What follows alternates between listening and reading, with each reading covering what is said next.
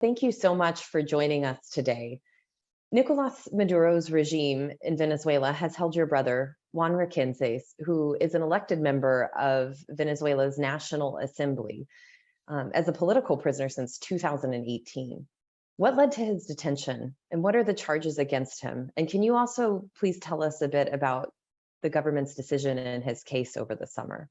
Well, thank you so much for this opportunity to talk about not only about Juan Requesens, that is my brother and a political prisoner, to talk about the Venezuelan reality and the situation. So I want to start talking about Juan, that more than being a deputy before, he was a student leader from the Central University of Venezuela, and he was the main leader of the student movement. And during 2014, Juan was in front of the social protest where many students were killed and more than 3,000 of people were arbitrarily detained. So in that moment, Juan became a referent of the Venezuelan youth, because he was always able to express what Venezuelan people was feeling. So you have to recall that during 2014, we live in a high inflation period, the lack of food, long lines for buying any grocery or food, and also our people was starving in the street. So after 2014, Juan became a referent for everybody because he was able to talk about what people was feeling in that moment.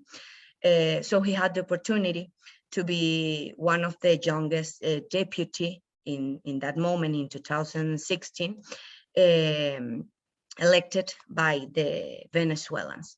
And he has a powerful speech and voice, feel through that bring him to this situation. So as you say, since 2018, specifically in August 8, Juan gave a speech in the National Assembly, so powerful. He said to Nicolas Maduro that while he was able to speak from that space, from the tribune, he was going to continue telling the truth and working to reach the democracy and taking him out democratically from the power.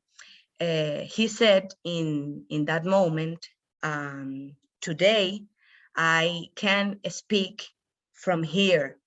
Tomorrow, I don't know. And tomorrow is when happened the kidnap, that we were kidnapped by the political police from Nicolas Maduro regime that we call SEBIN. So since 2018, Juan became a political prisoner from the regime of Nicolas Maduro.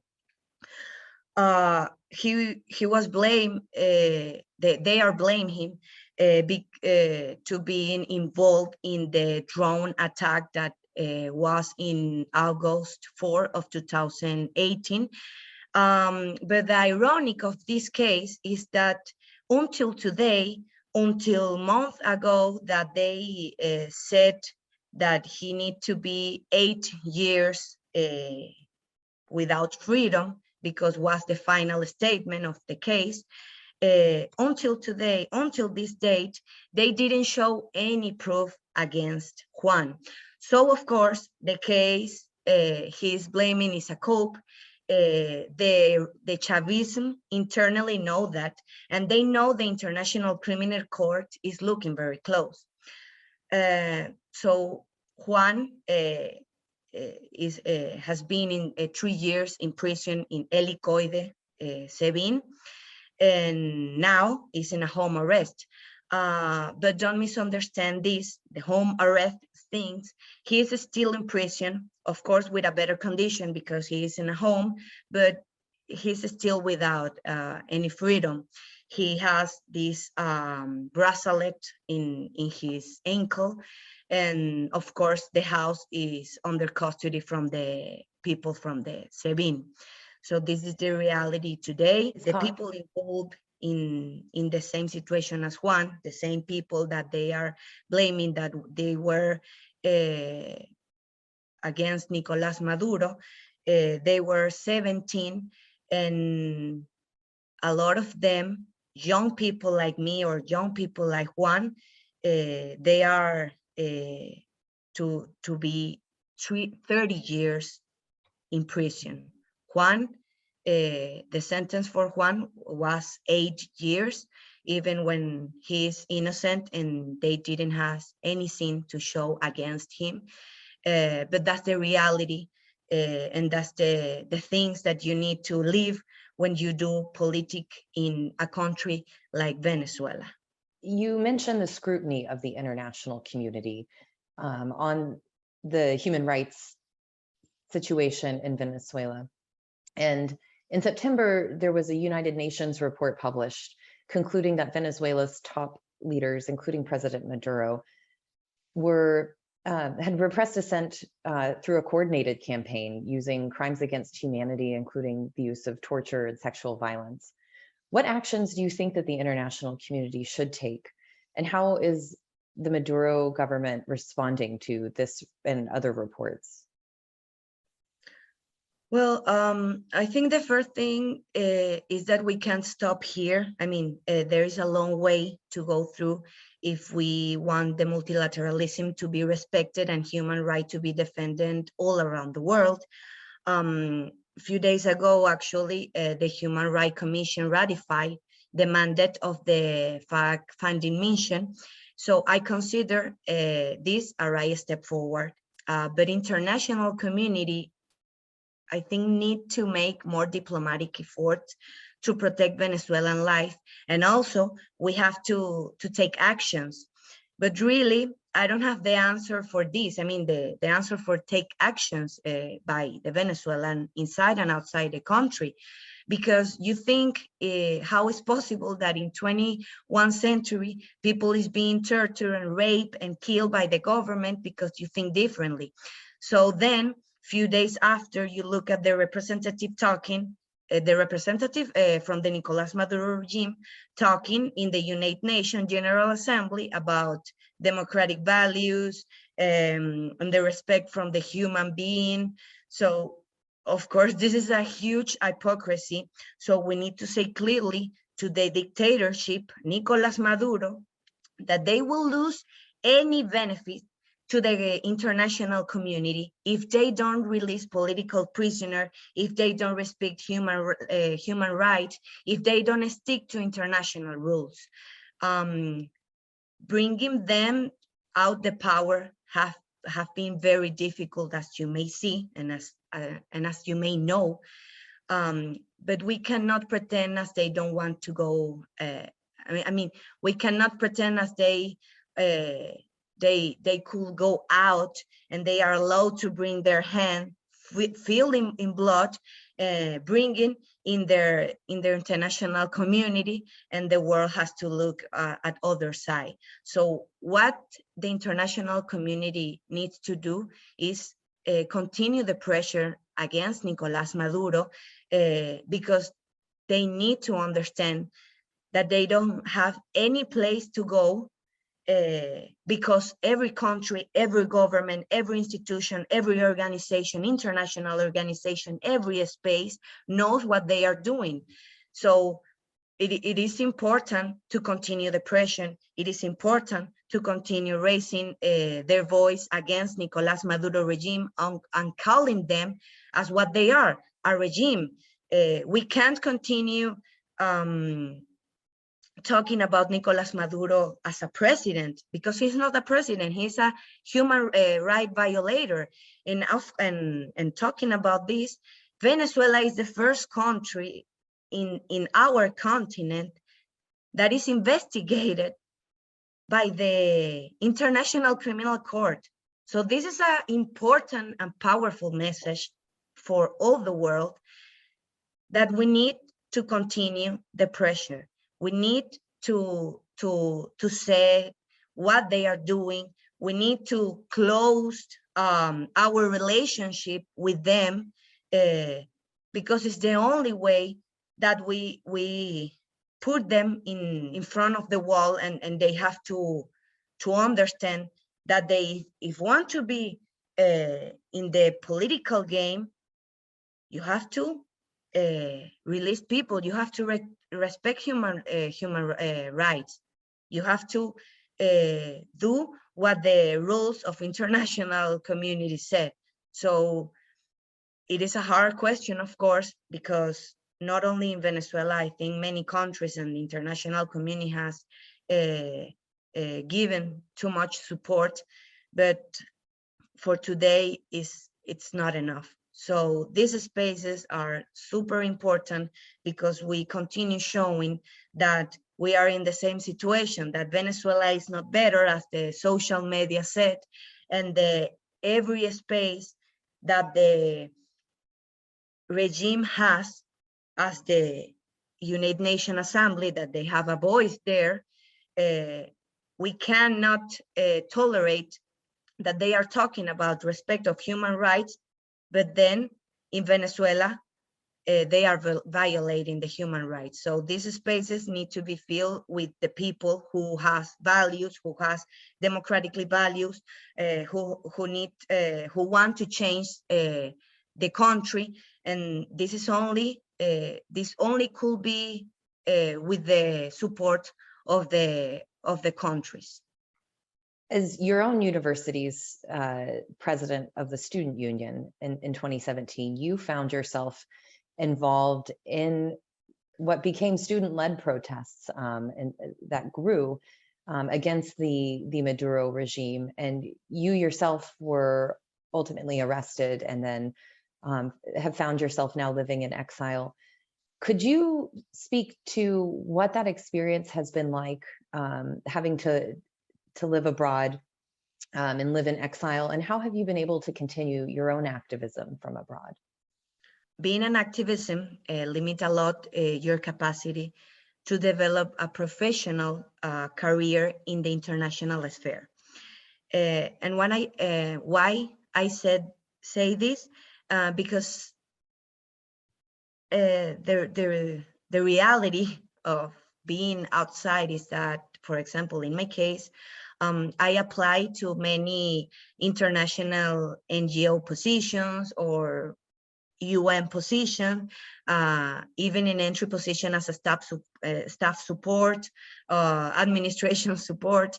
But the information that I got is that because of my high activism profile and my political involvement, I am not a candidate, so I can't continue with the process. Of course, it's really hard, and this makes me really sad. But from one side, it's a reality, but from other side, it didn't stop me to continue help me and finding ways to raising my voice against what is happening in my country.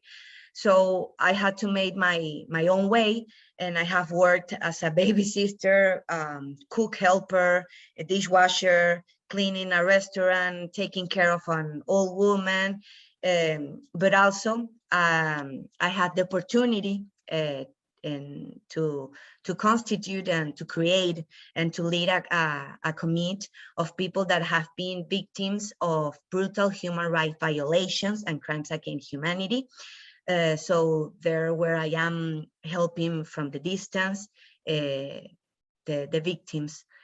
So also I am trying to connect big generation of young Venezuelan professionals that are outside of the country. So one day when we have the opportunity to go back to Venezuela, we are ready and to help where is gonna be needed. Well, let me follow up on Jessica's question. You listed all of these challenges to becoming an activist, and I think I can guess your answer here. But let me ask you directly: what inspired you to become an activist in the first place and to make all these sacrifices? And if I can just expand a little bit, Does it matter that youth, the country's youth, are participating in these causes? Is it worth it?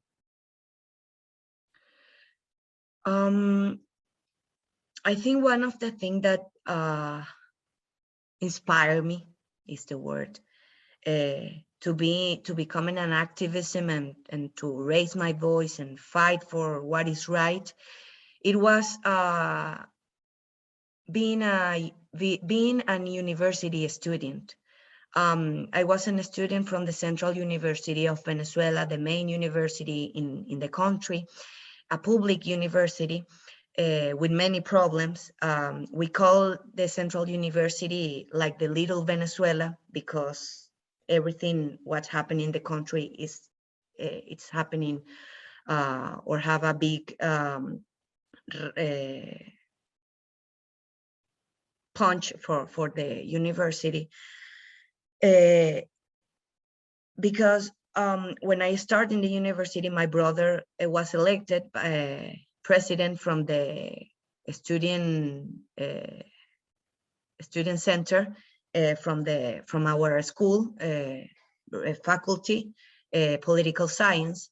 So of course, being around him, because he's my only brother, so he's like the only close young referential that I had. Being around him, being around the political reality in the university just makes me fall in love with politics and makes me fall in love to do what I need to do to make a change. So of course was being in the university totally I really like it to talk to the students, know their problems, try to find a way to solve it. So it was like a step by step. The next day we went to the street because we were fighting for conditions to a study, to security, to a study inside of the country or inside of the university. So I think it was the injustice that we were seeing and we were living inside of the university. And of course, one person that pushed me 100% of what I'm doing today was my brother, because he always told me that, Rafaela, it's really important that you know that you have to love the country, you need to fight for the country, this is our space, you need to talk about what is happening. So imagine being starting in the university when I was 17, 18, and I had my brother in the political movement inside of the university. I saw him talking about the injustice. I saw him fighting in the street to have better conditions for the university. I had a lot of friends that think like me, with values. So this was like a message that you need to continue this, because you don't want this. You don't want what you are living for the next generation. And I think this is an important message, because this year I turned 30 years old. For many people, I'm too young. For me, I'm like, wow, 30 years old. But this message is really important, because maybe, I don't know, what I'm fighting today, I'm not going to live it. So what I understood like 4 years ago, it was like, I'm doing this and I want to do this for the next generation. I want to do this for my future kids. I want to do this for my nephews. I want to do this for the kids. I want to do this for the next generation, because they don't deserve to live what we live as a young generation in our country. They don't deserve to leave the country because the situation is unbelievable. They don't need to go out from the classes room to fight because we live in an insecure university. So this was, of course, my main object to continue and to being an activism for human rights, for a change for Venezuela, the future generations. It's sad. It's sometimes I feel really sad about this, because it's like I'm in this and I'm fighting since when I have 15, 14 years, and when I go in the and when I went to the university, and many years have passed and I'm still here waiting for a change. But is for the next generation, is for them. They deserve to live like young people. They deserve to go to a study without any preoccupation than being a young person. What is your advice to young people who are living in a situation like you did in Venezuela, who see injustice? What should they do? You know, when I had the opportunity to talk in many assemblies in different spaces in Venezuela, I always said this, and this is my advice to the young generations. It is normal to feel disappointed.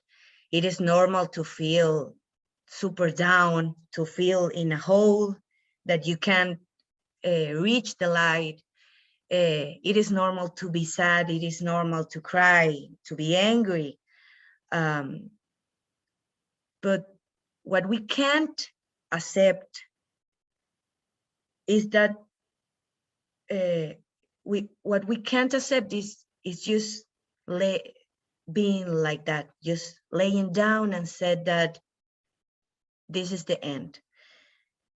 And when that's happened, you need to think what brings you to the moment that you are now. And what and I mean with this is that I have been feeling really sad sometimes, like, is this enough? Is this the end? What I need to do? Do I need to continue? But then I stop and I say, Rafaela, stop with this. Think about why you are. What makes you start with your fight? And that was the injustice, and that was the kids. So every time that I feel like that I feel like I need to just end with the fight, I say to myself, Rafaela, this is for the kids. This is for the next generations. So you have to continue, because this is the responsibility that you have as a citizen of your country. You are Venezuelan, so your responsibility as Venezuelan is raising your voice, is finding the way to make a change. So I think that's my advice for the people who are living a similarly situation as me in Venezuela, is that never think that is the end.